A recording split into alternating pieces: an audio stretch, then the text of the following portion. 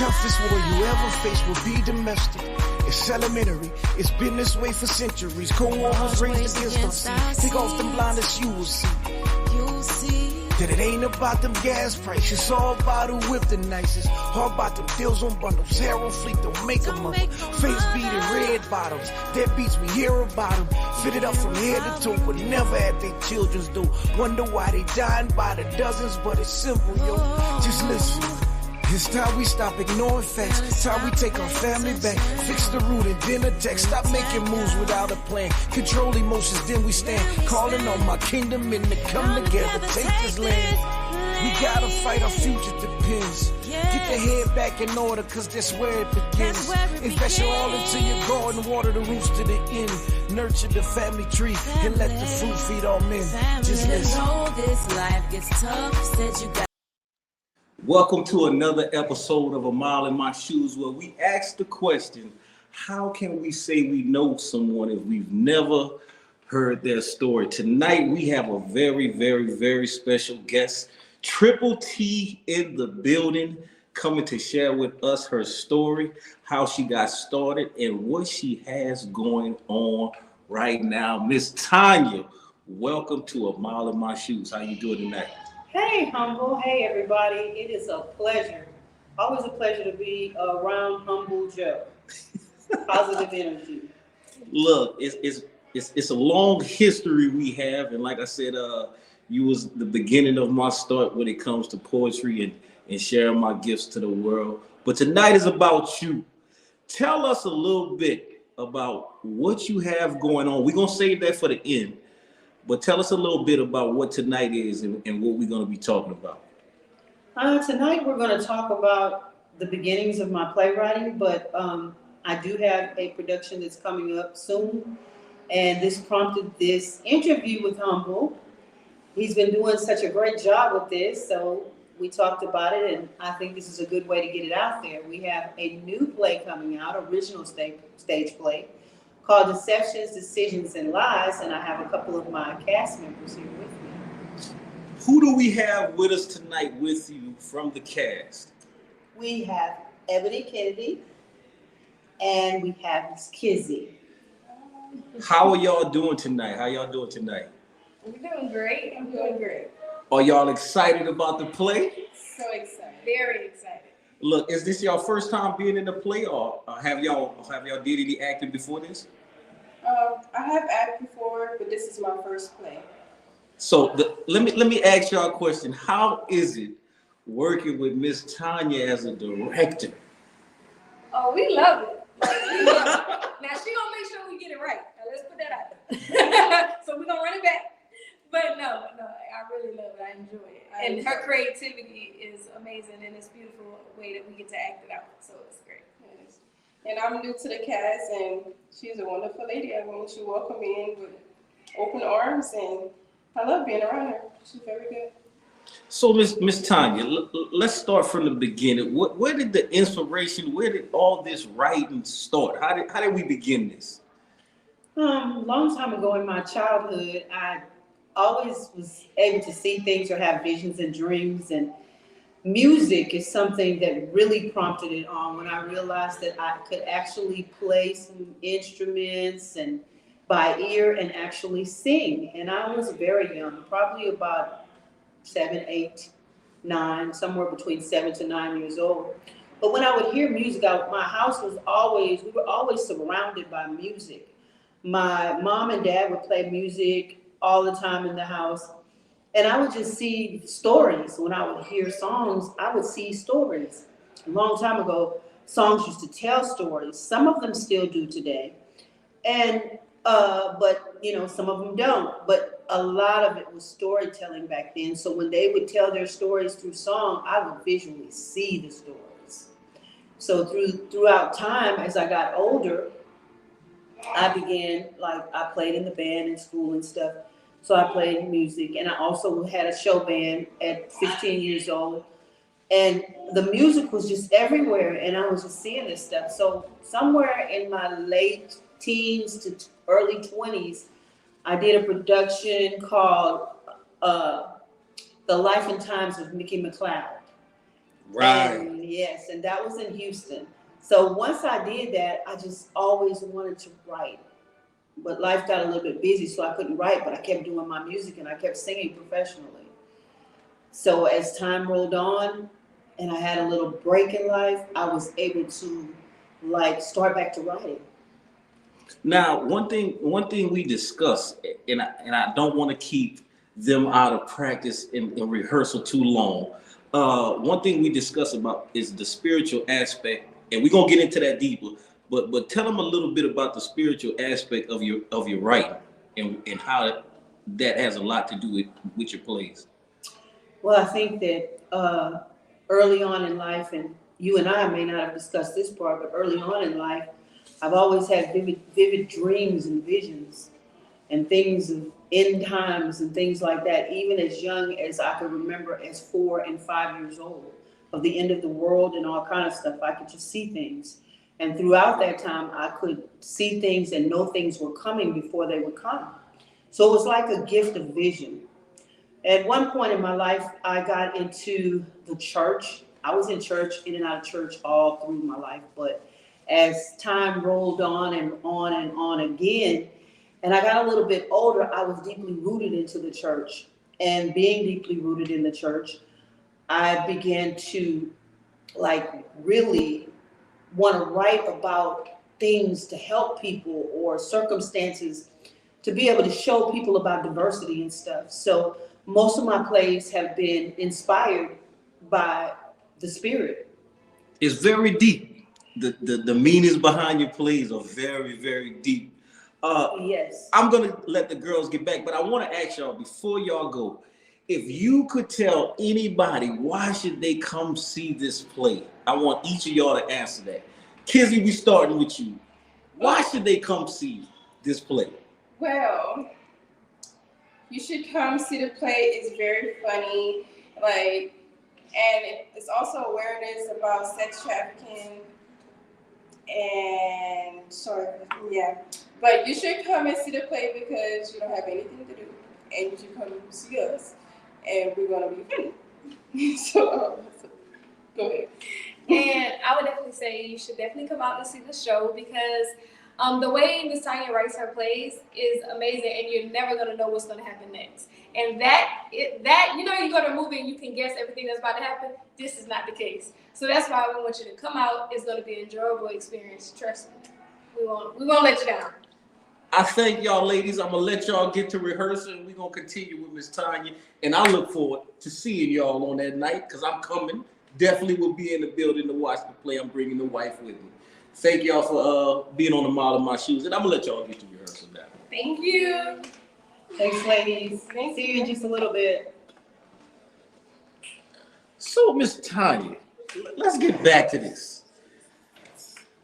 Let's go back to the writing and how you have the ability to put these masterpieces together. How do you do it? How does it come together? How did the ideas come? Where does the inspiration come from? The inspiration we talked about, it comes through music or songs. I will hear a song and I will know that that song is like the heartbeat of what I want to write about. And the next thing, the title will come. And the title will just pop up and there's the title. And when I sit down at the keyboard and I begin typing, once I hear it in my head, the music, it gives me like a theme. I don't have the total plot all at once, but I get that theme on it.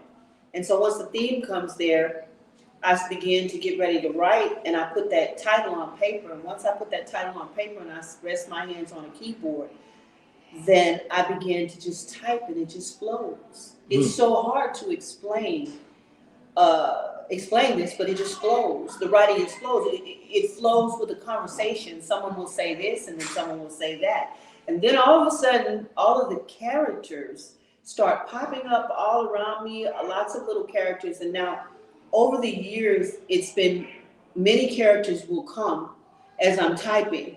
And it'll be like, pick me, pick me. I want to be the one in this one. I didn't get to be in the last one.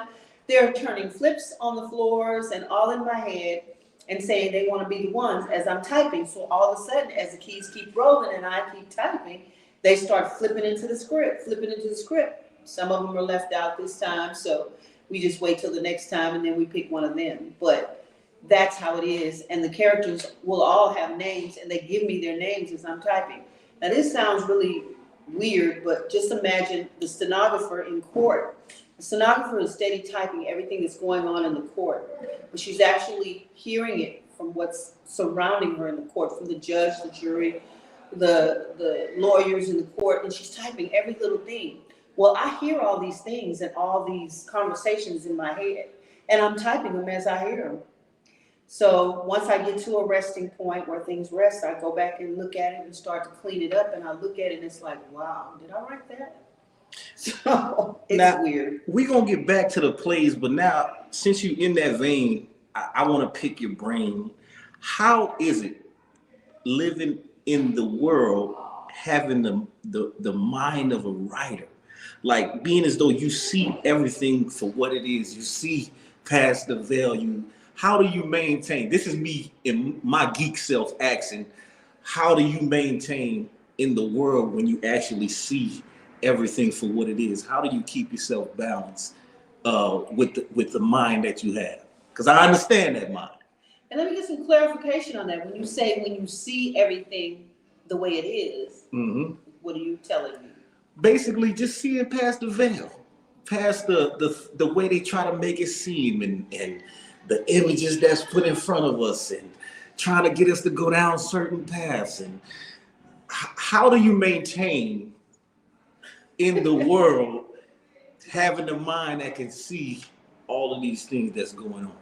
Well, it actually is an inspiration to the writing because I can foresee things before they happen sometimes. And in that being so, I'm writing before it happens. One of the plays that we did was called The Sacrifice. And it talks about the 3 days of darkness in it. And if anybody knows, there's a lot of buzz about the 3 days of darkness now. And it was some before. And of course, we all know that that's a verse that's, that they speak of in the Bible, biblically 3 days of darkness. But it is something that people are anticipating happening, like the power grids going down, yes, everybody indeed. being in darkness. And that play was written probably, I want to tell you, it was written about 8 years ago, maybe 9. And we performed it in Houston downtown at the Ensemble Theater in Houston downtown. And it was a big success. Give us some details in depth on the play and how it unfolds and some of the characters and the plot twist of that play, the deeper meanings. Because I really want people to know how deep the meanings are of your plays. Like it's not just you're coming to laugh, you're coming to smile, you're coming to cry, but the deep embedded meanings in your plays, I want them to know how deep it goes. Well, everything that I write will always have a question mark. It will have a subtitle with a question mark. So that one was The Sacrifice. And the subtitle was, Will You Make One or Be One? Oh, Lord. And that basically, in a nutshell, is about the different lifestyles of people in the world. You have people who are actually like shooting people down with guns, pitching knives. It's everything chaotic going on in the streets. Yeah. Everything. You have the life of the prostitutes, the pimps, the pushers. Then you have the life of the normal people. You have the life of the spiritual people who are attached to church or whatever their spiritual preferences are, but they're spiritually inclined in their lifestyles. They live a lifestyle that is an exemplary life. So they are, of course, trying to get people to live a righteous life. But in the middle of all of it, there is total chaos. And they are able to interact with all of these people who are brought to their house in the middle of things going on, and someone is actually murdered in the hallway, and they hear it. It's one of the favorite characters called Sparkle. and they almost cried. Well, people did cry almost, and they were so hurt when Sparkle got killed. But Sparkle was living a different kind of life. So she was killed in the hallway. But in all of that, all of these people were drawn together through circumstance. They all ended up in one place. Yeah. And the ones that didn't make it to the safe haven, then they met their demise. And that was what it was about. And we showed the 3 days of darkness where the lights went out and different things like that. It was a very exciting play. And not only are my plays dramatic, where they have suspense, a thrill, and all of that, they also have a comedic twist to it. So you'll get to laugh. Yes, indeed. You'll get to laugh and you'll get to cry if you choose. Right. And that particular play, there was a lot of both. It keeps you on the edge of the seat. And as the lady said before they left, Miss Ebony just said that you don't ever know what to expect. Well, that's one of the things about my plays. I want you to always be on the edge of your seat whenever a scene ends, to where you're wondering what is going to happen next. Let's talk about that for a moment. Let's take it back to what gave you the idea to make that your signature at the end of each scene, to have you stuck there waiting. When was that birthed as your signature? That was birthed about 12 years ago, because I wanted to make a difference in people's lives. I wanted to show examples of things in plays and things that go on, and maybe some things that people aren't aware of, that it actually comes to fruition in their life eventually. But I want them to be aware, even if they haven't seen it, so that they will know that it does exist. See, some people live behind, what do you call it, when they're cloaked, they're covered. They're always covered, and they don't get to see all the extra stuff. And we have to understand that there are always there's different kind of people in life, people with diverse lifestyles. And just because whatever our perception is of something is not always the same perception of someone else. As I see it, you may not see it. As I live my life, you may have never lived your life like that. But we need to understand sometimes, and this is why people do some of the things that they do, because of their surroundings, because of what their element that they're in. And so with this, at the end of each play, there's always that question, and we usually conclude it with the question and the answer. And the sacrifice, absent from the body, was another one. Where will you spend eternity? So in the end, people got a chance on that one to actually view on absent from the body a casket, and they were at the funeral when we opened the last scene. And when they chose to come up and look in the casket, the mirror was there, and they saw themselves in the mirror. Which means they saw themselves in the casket. Hold up. For those who didn't catch that, explain that a little bit slower so they can understand that last scene. The last scene, a casket on the stage. Yes. Go ahead. A casket on the stage. Absent from the body was the name of the play. And the question was, where will you spend eternity? Well, we opened the last scene with a funeral. And the audience was all at the funeral with us. Mm-hmm. So we invited the audience to come up and pay their respects to Terrence, who was in the casket. Well, who was supposed to be in the casket. To Terrence, who had died. And we were burying him and memorializing him. They walked up. Many of them, some of them didn't want to come look at it. A few of them didn't, but most of them got up and looked at it. And when they looked in the casket, the mirror was there in the casket, inside the casket. And when they looked down, they saw their own reflection in the casket. Wow.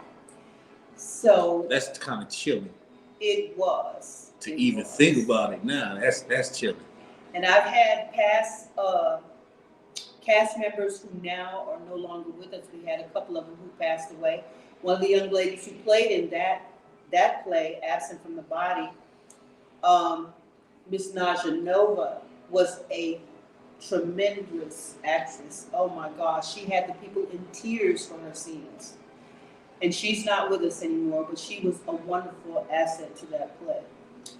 But in all, we've lost a few people in our production crew, but we still continue on, and it's always with purpose. So when you come to see the new play that we have out, the title of it is Deceptions, Decisions, and Lies. And the question to that one is, where will you draw the line? Because you will see various characters and lifestyle again. And the question is, in your life, are you sitting in any of those positions, or could you be a product of what just happened in that situation? It's bringing a certain awareness to people in this play. Okay, so just to know that perhaps sometimes in the middle of all the deception and the lies, things that you think are really not. And as you asked earlier in that question about seeing, how do you see things ahead of time and living in this world and write, it is an inspiration because you see it before it happens, so you're able to put it to the pen before things are happening. And this particular thing is going on now in the world, and it is getting out of hand, and we are about to bring a full attention to this so that people will become more aware and not become victims of it. Now, when it comes to being someone who is placed on this earth to bring awareness to so many, how do you draw the strength to just stand in that seat of leadership to say, I'm going to say and show what everybody else wants? Where does that bravery come from? I stumbled on that a little bit because, I mean, it's not about me. And I just know in my soul that everyone is placed here for a purpose. And I pretty much know what my purpose is. And all of our purpose in life is to help one another. That is what we're here for, to be helped. And no matter what walk of life you're in, if you are the President of the United States, if you are the Queen of England, wherever you are in this world, your obligation is to help. And I suppose, as it was said and has been said, too much given, much required. Much is required. So if you are in even a leadership place, really a lot is required of you, even more than the next person, because you have the opportunity to give even more. So it is just pretty much about purpose. It's not about me and what I do. I just know in my soul that I'm supposed to help people. When I ran into you humble years ago, 2011, like 12 years ago, you were in the beginnings. You were trying to get your poetry out there. And I like working with people who have talent. So we did Give Me the Mic, Louisiana. I had never touched a microphone in my life. You never did? No. That was the first time ever, and that was the start of everything. We had a lot of firsts, and you won. Yes, indeed. You won first place in the competition. But look, just given the opportunity and look at the fruit from it. And now you are doing all kinds of stuff, helping people, reaching out, pulling people up. And that's what it's about. Reach out to one, grab one, pull them up. Reach out to another one, grab one. When you finish with that, grab another one, pull them up. So I want to know all the details. Before we wrap this up, I need every single detail. Where, when, how do they get tickets? Where can they pre-order tickets? How much is it going to cost at the door? I need to know every detail so the people can know. Because like I said, me and the wife will be here. We will be here to see this play. It's going to be quite a treat. So, and now this is on Halloween, what they call Halloween, but we are not Halloween. It's not a Halloween play, but if you want to say because it's on that day that they call Halloween. But it's not about Halloween. It is on October the 31st. It is a Tuesday evening. It lasts about, with the intermission, maybe 2 hours. So it's from 7 to 9. The doors open at 6 o'clock. At 9:15, you should be getting out of here and going to your cars or either mingling with the cast and crew in the lobby. It is from doors open at 6. You can buy your tickets at www.citedesarts.org. Now that right there is something else, because y'all, I don't know if Humble's going to try to put it on the screen. Are you able to, Humble? I'm about to try to type it in right now as we see if you can type that up for you, but you can purchase those tickets at www.citedesarts.org. Now, if anyone is from Lafayette or the surrounding areas and you are familiar with the theater downtown, it is a wonderful theater. It is a theater that is a nonprofit organization. It helps a lot of us writers, musicians, and everyone else to come in here and hone our skills. Iron sharpens iron. A lot of us work together, but it's Cite des Arts is the name of the theater, and it's spelled C-I-T-E, and then the middle word is D-E-S, des. Arts is the third word, A-R-T-S, and it's .org. And those tickets are on sale now for $18.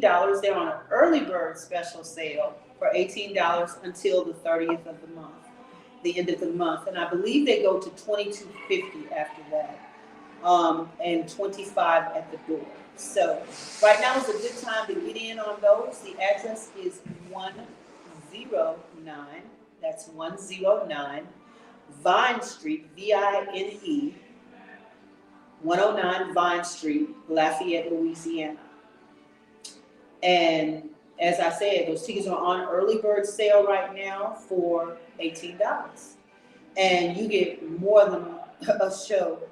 Trust me, you will leave here, and there are many people who have been to my place and they rave about them, and they return every time that I put a show on. So you will really enjoy yourself. So if you need a quick date night that night. Oh, we gonna be in here. I'm dressed, me and the wife dressing, and we coming through. You wanna come with some friends, family members, or just come by yourself if you're alone. Don't be alone, because it'll be a lot of us here. And we will be talking to everybody after the show. So come on out and have a good time. There is a cafe here. It's a bar, cafe / and you can purchase your drinks, beverages, soft drinks, and usually they have alcohol. I'm not sure on that night. I've got to get with the guy, but usually they have a bartender. So there is a little intermission for about 10 minutes, maybe 15, but usually 10-minute intermission. And once again, it's Cite des Arts, 109 Vine Street in Lafayette, Louisiana. And the play's title is Deceptions, Decisions, and Lies. Where will you draw the line? Miss Tanya, I thank you for walking the mile. And look, this will not be the last time I have more, but we're going to save that for another night. I appreciate you. And like I said, I always honor you for the beginning and the start that you gave me, you and your husband gave me. We appreciate you. And look, everybody, I want y'all to pull up. We're going to support her in her endeavor because, like I said, it is well worth it. Trust me when I'm telling you, it is well worth it. It was very deep, impactful, comedy, laughter, and a message. Come on, man. Where you gonna get that at, man? You get it all. Where you gonna get that at? So Deceptions, Decisions, and Lies. We can't wait. October 31st. Cite des Arts, 109 Vine Street. I hope to see each and every one of you there. Look, get here early. Don't get caught without a seat. I'm telling you now. Get your tickets and get here early. We appreciate y'all. We love y'all. We going out with a song, and we'll see y'all on October 31st. Y'all have a good Gotta keep fighting. And even though it gets hard, you gotta keep striving. Through the fears and the loss, so the tears won't turn off. No, he hears your heart's cry. Hold on to his words. Lean on him. It gets better by and by. To my queens, I see y'all in a different way. It's more to y'all than posing. Posting pictures on your Facebook page. God giving power to uplift a man, to make a slave. Speak life into our dreams, or tear us down and watch us fade away. Know your position, cause you're vital to the family structure. No replacing any mother. Careful how you treating love. Elegant, heaven sent etiquette is like no other. Her love is better than buttered biscuits right out the oven. Know who you are, don't let this world define. Shape or mold you, God's daughter, queen of nations. There's no box to ever hold you. Life creator, womb protector, heaven sent. Love injector, backbone, best gift ever. Worth more than hidden treasure. I speak life, cause this world is trying to turn you cold. Replace that heart of stone with flesh. We need your love to make us whole. Kick back your crown and hold us down. Together, we won't fold. Get back to love how God intended. Change to make this family whole. This life is tough, said you gotta